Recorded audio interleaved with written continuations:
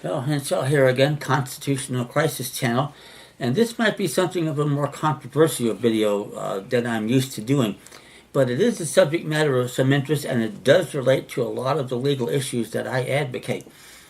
And that is, especially with younger generations, having a bit more perspective. And I think, and yeah, I'm biased toward my own generation, baby boomers, I get that. But in this day and age, especially with the situation we have, and the government taking over everybody and running everybody's lives. My question to you, especially ones of you that are likely to be single mothers and in a poor position to start with, is why bring children into a world like this? I don't get it, number one. Number two, with a single mom, even if you have good education and good values, how will you have time to pass those on when you're going to have minimal contact, with your child, especially in the formative years, when they need it? Thank God in my generation I had a stay-at-home mom, and that's made a world of difference. And it took me a long time to get to where I am. I was still a bleeping idiot by the age I was 25. I didn't start to really catch on until I got out in California and got thrown in jail for the first time and couldn't figure out why I was there. I thought jail was for criminals. Now, how stupid is that? But anyway, think about it and ask yourself this question too, especially from the feminine side, but it applies to both mother and father.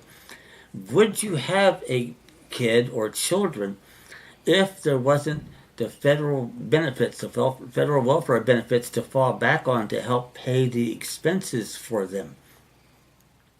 Now, that's a big deal because if you're saying you would have kids anyway, what you're saying in effect is we have a right to have as many children as we want, put federal guns to the heads of quote-unquote taxpayers to pay the majority of all of our expenses for food, medical care, whatever. And I simply don't see how that comports with the government that we're supposed to have. Now, to a lesser extent, I think we should have some of these benefits. I don't disagree with that. None of them, however, should come from Washington, D.C. That's not the proper locale. That's central government, and it's way too disorganized, way too expensive. We do much better to have those on the local county level, where we can control it, where we have elections every 2 years, and we have much more meaningful contact with those administering the programs, and they're far more efficient in the use of the available funds and easier to get. If we had that system, you have a much better argument. Now, in earlier times, as I was suggesting to my friend Joe here that's doing the camera work, single girls, especially younger ones in junior high school and high school, it was a disaster for you to have a kid out of wedlock because at the time there wasn't much in the way of federal benefits. But more to the point, you've made a decision at a very young age that you're not entitled to make by bringing a new life into this world for which your parents are going to have the bulk of the liability. That's why it was considered so dishonorable to do something like that. And should have been. I don't disagree with that at all. But now, the age and the culture we live in these days, it's not like it used to be. And I'm not saying it was perfect, 70 years ago, but I do think it was much better and much closer to the government that we should have and want back. So just think about that on both sides. And especially, and you should be doing some betting, especially the women on the side of this equation, with the people that you're engaged with, and figure out what kind of a father material they're going to be. Are they going to have a career where they can provide for the child? Are they going to want to provide for the child? Can you force them to by going into a court, in a family law court, and trying to get a court order? And I'm telling you here now, not that I would do it, but I believe I could beat every such claim in a California family court on jurisdictional grounds. And then there's the fact that as a single mom, you've effectively given up 18 years of the prime of your life. Now the kid's going to be the first priority, as should be the case. But what does it say about your life and your livelihood and the things that you want to do? There's a lot that needs to be considered in this equation before we jump in and have a quick roll on the hay here. So if I just get a little perspective here and thoughts and things like that on it, where this doesn't happen as often as it should.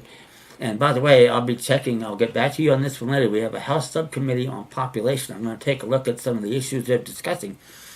because you younger generations are going to see a time come when the government is going to issue a mandate that limits the amount of children you can have.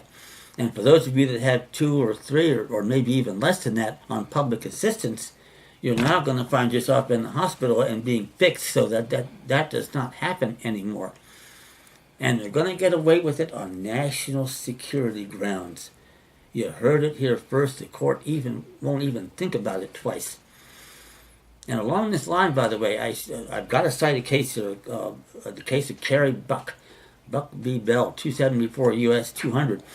And this goes back to the late 1920s. It was written by that bastard Oliver Wendell Holmes, although he wasn't the only justice there, but he wrote the opinion. And Carrie Buck had been put into a mental facility, embarrassingly for me in my home state of Virginia, at the age of like 16, based on the fact that her grandmother apparently had some mental irregularities, as did her mom.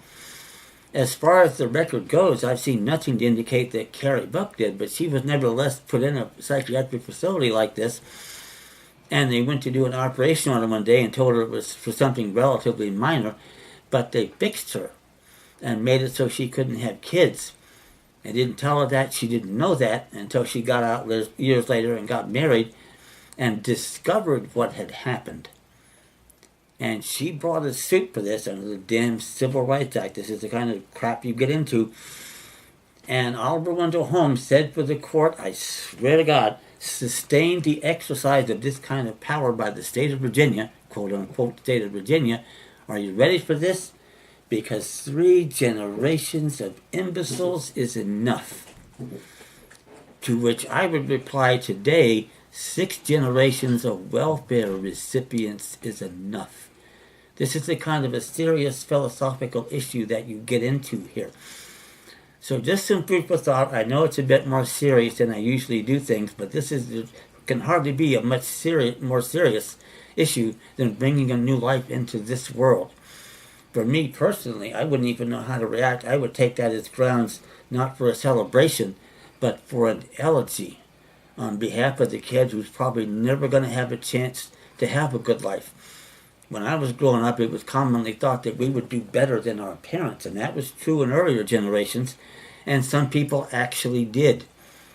Nowadays, I wonder what the percentage really is. And especially with all the takeover now with robots are doing a lot of these jobs and this, that, and the other, and corporations that want to cut down on people doing jobs. Now I see they've got these automatic machines in McDonald's. You're going to see the end of having people in there taking your orders, for example, when you go in there. But just thinking about, the world you're going to bring a kid into, I can find no way personally that I would justify it, and I have acted in accordance with what I'm telling you here. I don't do it. I don't say it if I don't do it. That's exactly what I've done. I've not even come close to that kind of a situation. I won't let it happen. And of course, at my age, I'll be 70 later on this year. It would be absolutely ridiculous, among other things, even under the best of circumstances. So just a thought on the subject. If you have any thoughts and comments, please get back to me at ccaspari@live.com. I would love to hear about you on this subject. Thank you.